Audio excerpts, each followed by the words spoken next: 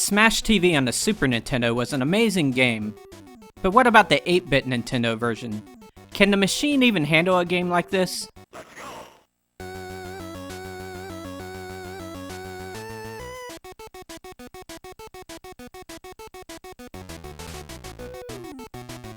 The first problem in bringing this game to the NES is that the controller is not well suited for it. In the arcade, you had one stick for moving and one stick for shooting. The NES controller does not seem capable of mimicking that. But the developers figured out a way to make it work. You take two controllers, turn them sideways, and hold them up so your thumbs are on the D-pads. Now you essentially have a twin-stick control scheme. It works very well, and it feels so unique that it's probably worth owning the game just to experience it. If you don't have a second controller, you could still play with only one, holding it the normal way, but it's very clumsy and I don't recommend it. You can also use the unusual control scheme to play 2-player co-op. You'll just need to have a 4-player multi-tap and 4 controllers. Since the Super Nintendo version of Smash TV is well known, a lot of this review will cover the differences between the two versions. For starters, this 8-bit version does not have landmines, and there are no longer keys that you have to collect. The names of the rooms have been kept the same, even though some of them refer to things that have been taken out.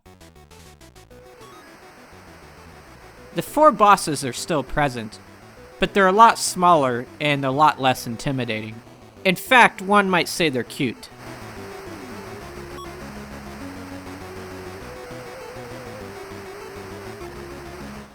Overall, the excitement level is a lot lower than the Super Nintendo version. A lot of it has to do with how quiet the game can get. The music isn't playing most of the time, and the enemies take a lot of breaks.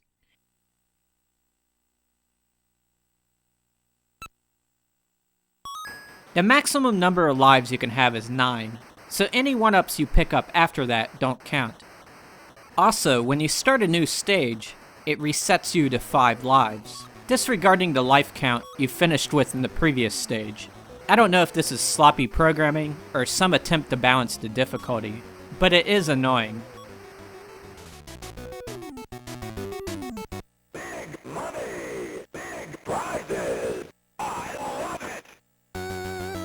The gameplay holds up quite well despite the limitations of the console.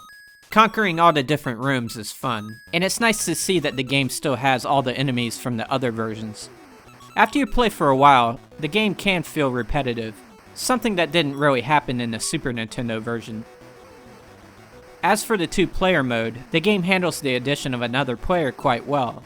I expected to see a lot of slowdown, but it didn't really happen that often.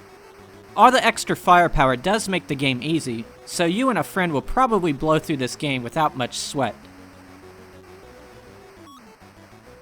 Overall, this version of Smash TV is not as fun as its Super Nintendo counterpart, but it's still worth checking out if you're looking for a different take on the Smash TV formula. Also, fans of the NES will want to play it just to experience a control scheme that's different from anything else on the system. If this game looks like something you would enjoy, then go for it. I'd buy that for $1.